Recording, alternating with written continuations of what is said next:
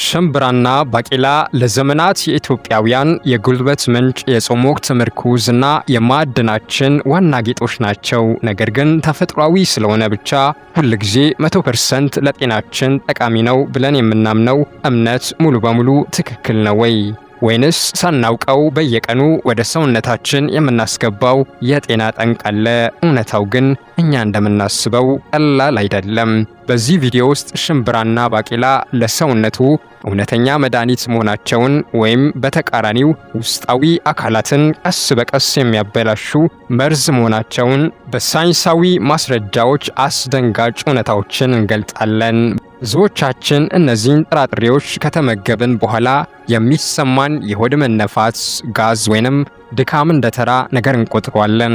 ነገር ግን የሕክምና ሳይንስ በጥልቀት መርምሮ እንደደረሰበት በእነዚህ ምግቦች ውስጥ የተሸሸጉ ጸረ ንጥረ ምግቦች እና ለተወሰኑ ሰዎች ገዳይ የሆኑ ኬሚካሎች አሉ።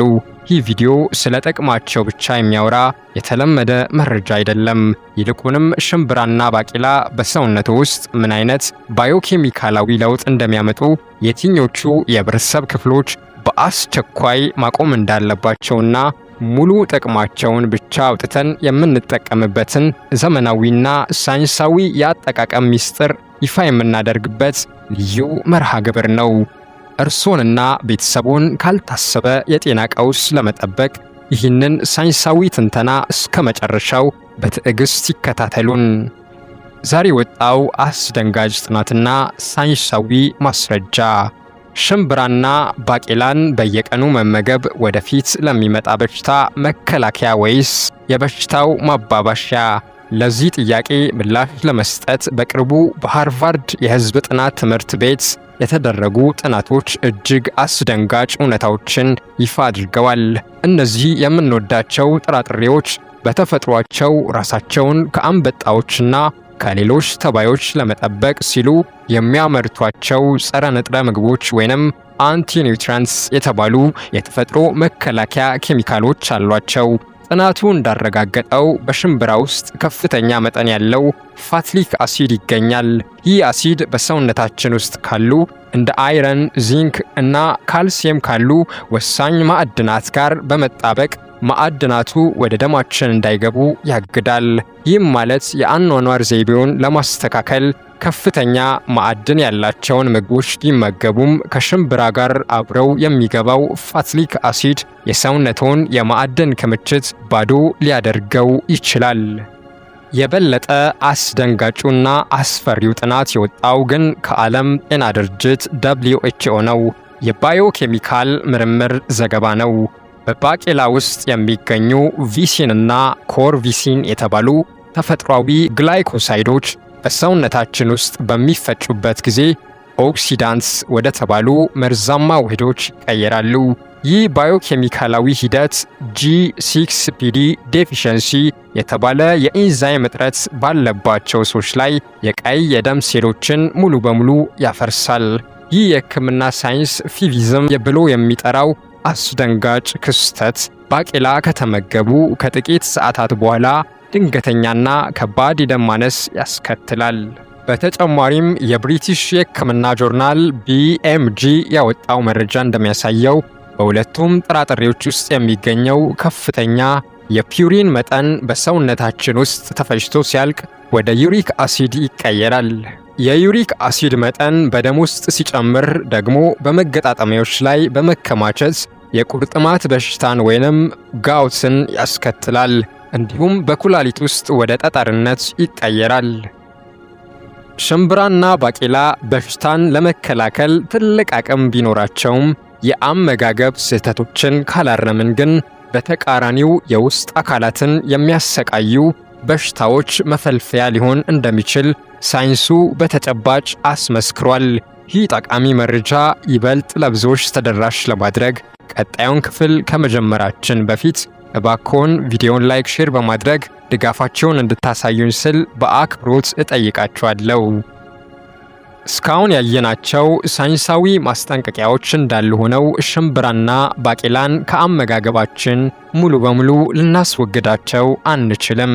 ለምን ካሉ ምክንያቱም በትክክለኛው መንገድ ከተዘጋጁ የአኗኗር ዘይቤያችንን የሚቀይሩና ከገዳይ በሽታዎች የሚታደጉ 10 ተአምራዊ የጤና ጥቅሞችን ይዘዋል። አሁን እያንዳንዱን ጥቅም ከነሳይንሳዊ ማስረጃው በዝርዝር እንመለከታለን። የመጀመሪያው ጥቅም የስኳር መጠንን በአስተማማኝ ሁኔታ መቆጣጠር። ሽምብራና ባቄላ ዝቅተኛ ግላይሴሚክ መረጃ ጠቋሚ ወይንም ግላይሴሚክ ኢንዴክስ አላቸው። ይህ ማለት እንደ ነጭ ዳቦ ወይንም ሩዝ በደማችን ውስጥ ያለውን የስኳር መጠን በአንዴ አይሰቅሉትም። በሃርቫርድ ጤና ጥናት መሰረት በውስጣቸው ያለ ውስብስብ ካርቦሃይድሬት ቀስ በቀስ ወደ ደም ስለሚለቀቅ የኢንሱሊን መቋቋም ችግርን ይከላከልልናል። ሁለተኛው ጥቅም ሳይራቡ ክብደትን በከፍተኛ ደረጃ መቀነስ። ክብደት ለመቀነስ በምግብ መራብ የለቦትም። እነዚህ ጥራጥሬዎች ከፍተኛ መጠን ያለው የሚሟሟ ፋይበር እና የእጽዋት ፕሮቲን ይዘዋል። ይህ ውህድ በሆዳችን ውስጥ ሲገባ ኮሌሴስቶኪኒን የተባለውን የጥጋብ ሆርሞን ያነቃቃል። በዚህ ምክንያት ለረጅም ሰዓት ሳይራቡ እና የኃይል እጥረት ሳይሰማዎት ውፍረትን መቀነስ ይችላሉ። ሶስተኛው ጥቅም የልብና የደም ስር ጤናን መጠበቅ። የዓለም ጤና ድርጅት WHO እንደሚያረጋግጠው በየቀኑ መጠነኛ ጥራጥሬዎችን መመገብ ለልብ ህመም የመጋለጥ ዕድልን በ20% ይቀንሳል። በሽምብራ ውስጥ የሚገኘው ፋይበር በደም ውስጥ የሚገኘውን መጥፎ ኮሌስትሮል LDL በመጣበቅ ከሰውነት ያስወግዳል። ይህም የልብ የደም ስሮች እንዳይጠቡና እንዳይደፈኑ ያደርጋል። አራተኛው ጥቅም የደም ግፊትን በተፈጥሯዊ መንገድ ማስተካከል። ሽምብራና ባቄላ እጅግ ከፍተኛ የፖታሲየምና የማግኒዚየም ክምችት አላቸው። ፖታሲየም በሰውነታችን ውስጥ ያለውን የሶዲየም መጠን ሚዛን ይጠብቃል። ማግኒዚየም ደግሞ የደም ስሮች እንዲዝናኑ፣ እንዲለጠጡ በማድረግ የደም ግፊት በተፈጥሯዊ ሪትም ውስጥ እንዲቆይ ያደርጋል። አምስተኛው ጥቅም የካንሰር ሴሎችን በመንቀል መከላከል። በእነዚህ ምግቦች ውስጥ ሳፖኒንስ እና ሊግናንስ የተባሉ የተፈጥሮ ውህዶች ይገኛሉ።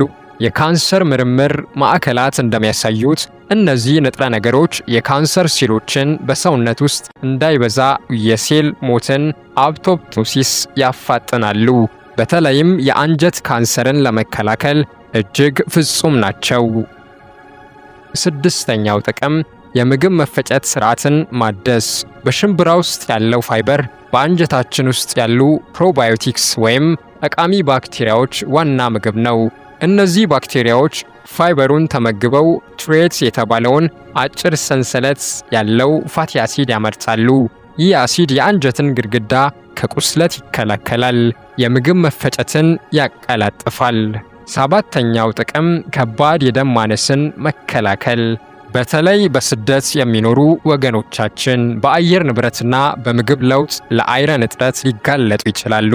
ሽምብራና ባቄላ በተፈጥሮ የአይረን ማከማቻ ናቸው። ይህም የቀይ ደም ሴሎች ኦክስጅን የመሸከም አቅማቸውን እንዲያሳድጉና የድካም ስሜትን እንዲያስወግዱ ይረዳል። ስምንተኛው የአጥንትን ጥንካሬ በዕድሜ ልክ ማቆየት። የአጥንት መሳሳት በተለይ በዕድሜ እየገፉ ሲሄዱ የሚመጣ ስጋት ነው። በእነዚህ ጥራጥሬዎች ውስጥ የሚገኙት ካልሲየም፣ ፎስፈረስና ማንጋኒዝ የአጥንት ማዕድናት ጥገናን ያጠናክራሉ። ይህም በቀላሉ የመሰበርና የሩማቲዝም ስጋትን ይቀንሳል። ዘጠነኛው ጥቅም የሆርሞን ሚዛንን ማስተካከል። ባቄላና ሽምብራ ፋይቶስትሮጅን የተባሉ የእጽዋት ሆርሞኖችን ይዘዋል።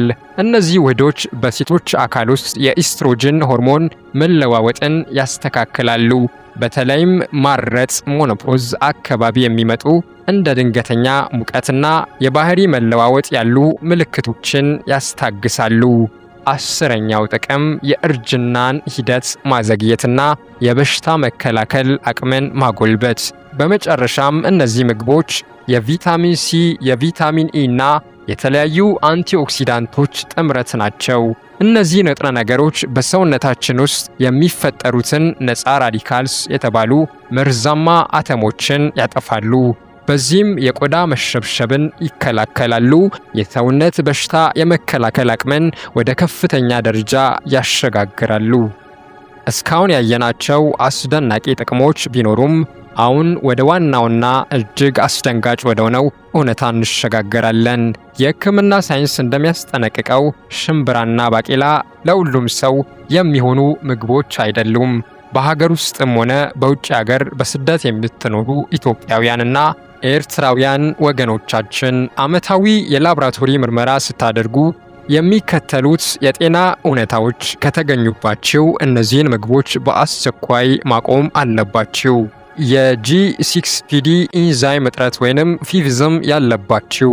ይህ በተለይ በሜዲትራኒያ በመካከለኛው ምስራቅና በተወሰኑ የአፍሪካ አካባቢዎች ለሚኖሩ ወገኖቻችን በምርመራ የሚታወቅ የዘረመል ጄኔቲክስ ክስተት ነው። በውጭ ሀገር የምትኖሩ ዲያስፖራዎች የደም ምርመራችሁ ላይ ጂ6ፒዲ ዴፊሸንሲ የሚል ጽሑፍ ካያችሁ ባቄላ ለእናንተ ፍጹም መርዝ ነው። በባቄላ ውስጥ ያሉት ቪሲንና ኮርቪሲን የተባሉ ኬሚካሎች የቀይ ደም ሴሎችን በማፈራረስ ድንገተኛ የሽንት መጥቆር፣ የአይን ቢጫ መሆንና ከፍተኛ የህይወት አደጋ የሚያስከትል ደም ማነስ ሄሞላይቲክ ኤኔሚያ ያመጣሉ። ይህ የማስጠንቀቂያ ደውል ለልጆቻችሁም ጭምር ነው። ሁለተኛው የዩሪክ አሲድ መከማቸትና የቁርጥማት በሽታ ያለባችሁ። በሀገር ውስጥም ሆነ በዲያስፖራው ዘንድ በፕሮቲን መብዛትና በአኗኗር ዘይቤ ምክንያት የዩሪክ አሲድ መጨመር እጅግ የተለመደ ሆኗል። የምርመራ ወረቀታችሁ ላይ ዩሪክ አሲድ ከፍተኛ ብሎ ከተገኘ ወይንም የእግር አውራ ጣት እና ተረከዝ አካባቢ ከባድ ህመም፣ የማቃጠልና የቁርጥማት ስሜት ካላችሁ ሽምብራና ባቄላን በፍጹም አትቅረቡ።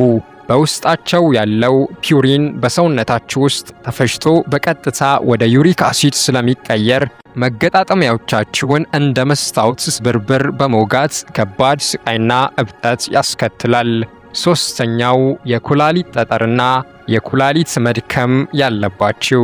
በአውሮፓ በአሜሪካና በባህረ ሰላጤው ሀገራት የምትኖሩ ወገኖቻችን የምግብና የውሃ መለዋወጥ ተከትሎ ለኩላሊት ጠጠር የመጋለጥ ዕድላችሁ ከፍተኛ ነው።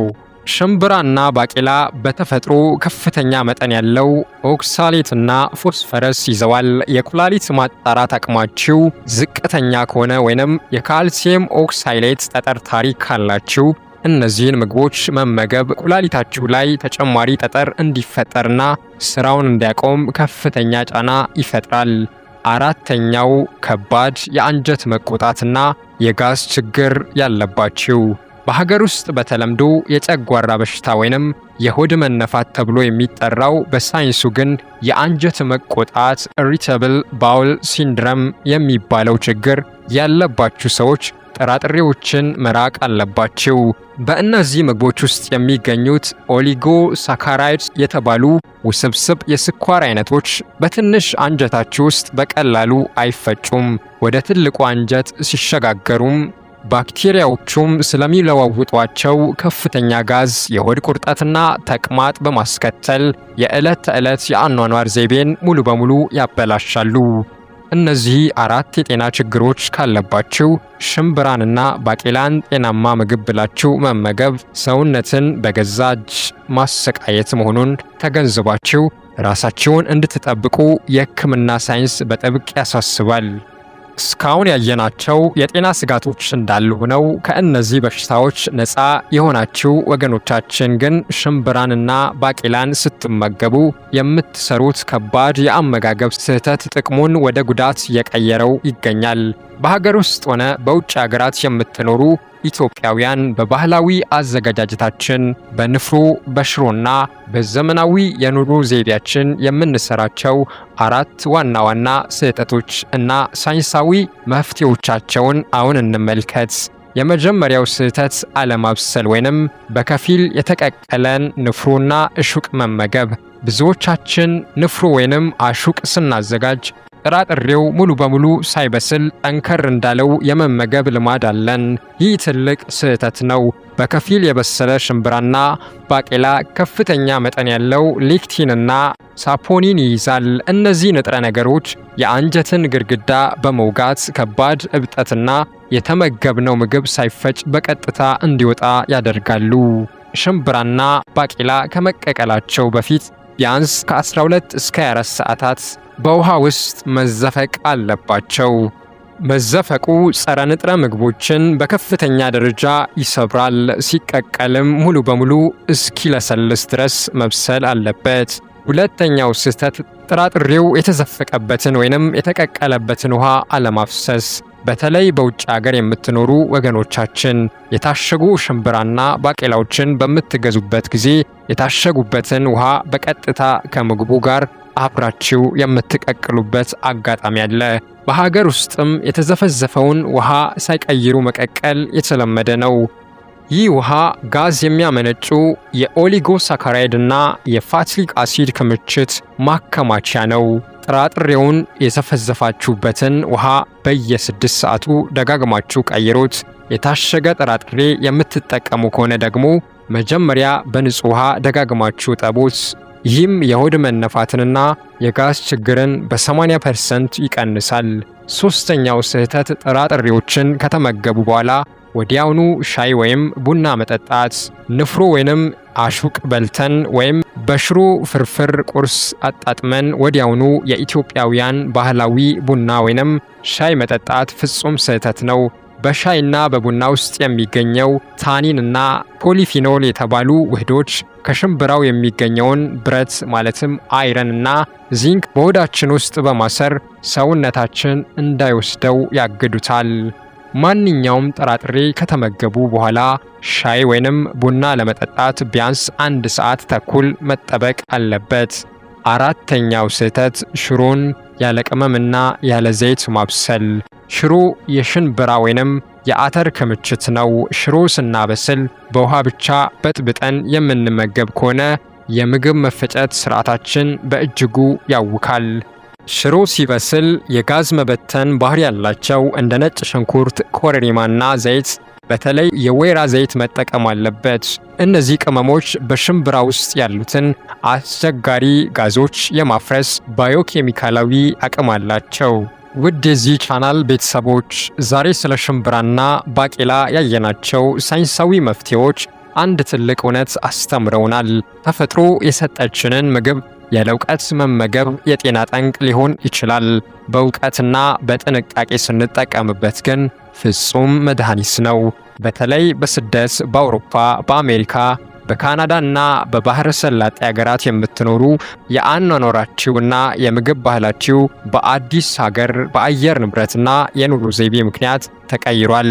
የሀገርን ናፍቆት ለመወጣት ንፍሩ፣ አሹቅ ወይንም ሽሮ ስታዘጋጁ ዛሬ ያየናቸውን ሳይንሳዊ የአዘገጃጀት መመሪያዎች በጥብቅ ተግባራዊ አድርጉ።